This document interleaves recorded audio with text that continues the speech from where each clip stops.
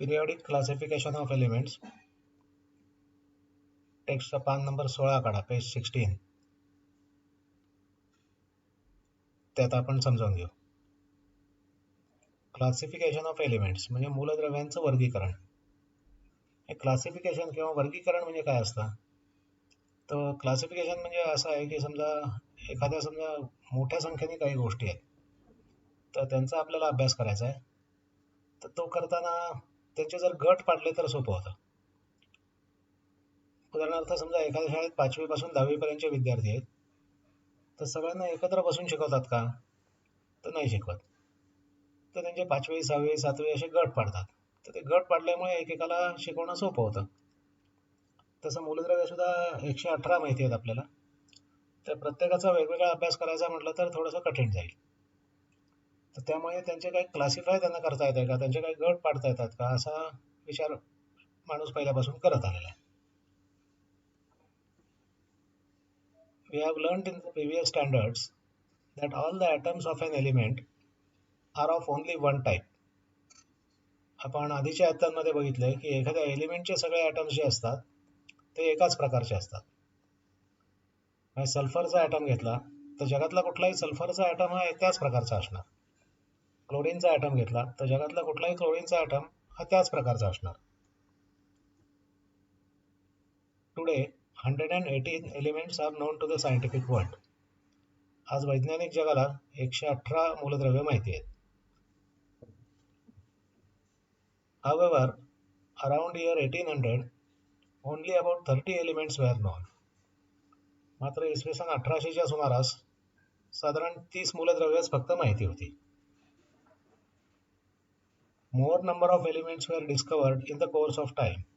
काळाच्या ओघात अधिकाधिक मूलद्रव्यांचा शोध लागत गेला.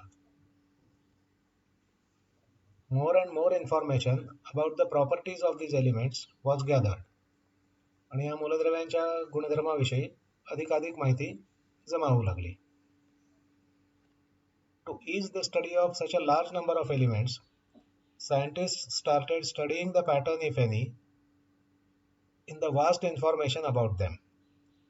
तर इतक्या मोठ्या संख्येने असलेल्या मूलद्रव्यांच्या गुणधर्मांचा अभ्यास करणं किंवा मूलद्रव्यांचा अभ्यास करणं सोपं जावं म्हणून त्या गुणधर्मांमध्ये काही पॅटर्न सापडतोय का, असं वैज्ञानिकांनी शोधायचा प्रयत्न सुरू केला.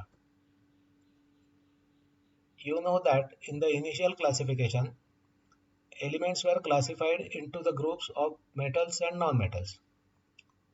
सुरुवातीच्या काळात जे क्लासिफिकेशन करायचे त्याच्यात दोनच गट पाडले होते, मेटल्स आणि non metals. Later on, another class of elements called metalloids was noticed. नंतर असं लक्षात आलं की असं दोन गटात वर्गीकरण करणं शक्य होत नाहीये. काही एलिमेंट्स जे असतात ते मेटल्सच्याही प्रॉपर्टीज दाखवतात आणि नॉन मेटल्सच्याही प्रॉपर्टीज दाखवतात. अजून एक वर्ग तयार करण्यात आला, त्याला मेटॉलॉइड्स म्हणजे धातू सदृश असं म्हणायला लागले. As the knowledge about elements and their properties went on increasing, different scientists started trying out different methods of classification.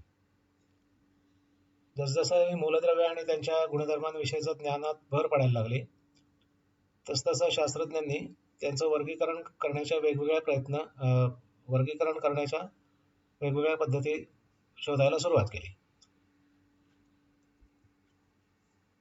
त्याचं वर्गीकरण करण्याचा पहिला प्रयत्न केला तो म्हणजे डोबे रायनर नावाच्या एका शास्त्रज्ञाने. In the year 1817, a German scientist, Dobe Rainer, suggested that the properties of elements are related to their atomic masses. इसवी सन 1817 मध्ये जर्मन वैज्ञानिक डोबे रायनर यांनी असं सुचवलं की मूलद्रव्यांचे गुणधर्म जे असतात ते त्यांच्या ॲटॉमिक मासशी निगडीत असतात. म्हणजे मूलद्रव्यांचे गुणधर्म आणि त्यांच्या ॲटॉमिक मास यांचा काहीतरी संबंध असतो. He made the groups of 3 elements, each having similar chemical properties. रासायनिक गुणधर्मात ज्यांच्या साम्य आहे अशा 3 मूलद्रव्यांचा एक एक गट तयार केला. तर हा गट इथे दिसत आहे, लिथियम, सोडियम आणि पोटॅशियम. टेबल बघा, लिथियम, सोडियम आणि पोटॅशियम हा एक गट दिसतोय. त्याच्या खाली दिसतोय कॅल्शियम, स्ट्रॉन्शियम आणि बेरियम. ओके, कॅल्शियम, स्ट्रॉन्शियम आणि बेरियम हा इथे दिसतोय. त्याच्या खाली दिसतोय क्लोरीन, ब्रोमीन, आयोडीन. ते lithium, sodium, potassium, calcium, strontium, barium आणि क्लोरीन, ब्रोमीन, आयोडीन हे सगळे त्यांच्या केमिकल प्रॉपर्टीजमध्ये सिमिलॅरिटी आहे, म्हणजे साधर्म्य आहे. असे 3 एलिमेंट्स त्यांनी निवडलेत. He arranged the 3 elements in a triad in an increasing order of atomic mass and showed that the atomic mass of the middle element was approximately equal to the mean of the atomic masses of the other 2 elements. तर त्यांनी असं केलं की ही G elements होती, समजा lithium, sodium, potassium, ही त्यांच्या increasing order of atomic मासनी त्यांनी arrange केली. म्हणजे लिथियम जो आहे तो पहिल्यांदा घेतला, नंतर सोडियम घेतला, लिथियम 6.9 ॲटॉमिक मास आहे, नंतर सोडियम घेतला 23 ॲटॉमिक मास आहे, आणि नंतर पोटॅशियम घेतला 39.1 ॲटॉमिक मास आहे. तेव्हा त्याला असं आढळलं की पहिल्या आणि तिसऱ्या एलिमेंटच्या ॲटॉमिक मासचे जे मीन आहे, म्हणजे लिथियम आणि पोटॅशियम यांच्या ॲटॉमिक मासचं जे मीन आहे, म्हणजे 6.9 प्लस 39.1, त्याला 2 भागला सरासरी काढण्यासाठी, ते आलं 46/2 म्हणजे 23. तर ते 23 जे आहे ते त्याला असं लक्षात आलं की 23 म्हणजे सोडियमचा ॲटॉमिक मास आहे. म्हणजे पहिल्या आणि तिसऱ्या मूलद्रव्यांच्या अणुभारांकाची सरासरी ही मधल्या मूलद्रव्याच्या अणुभारांका एवढी असते असं त्याला आढळलं. तर त्याला असं अजून 2-4 ठिकाणी आढळलं, कॅल्शियम, स्ट्रॉन्शियम, बेरियममध्ये, क्लोरीन, ब्रोमीन, आयोडीनमध्ये. तर असं आढळल्यामुळे त्याची अशी खात्री पडली की मूलद्रव्यांचा ॲटॉमिक मास आणि त्याच्या प्रॉपर्टीज याच्यामध्ये काहीतरी साम्य आहे. ओके. मात्र पुढे असं लक्षात आलं की सगळी मूलद्रव्ये काय अशी डोबेरायनर ट्रायड्समध्ये त्याचं क्लासिफिकेशन होऊ शकत नाही.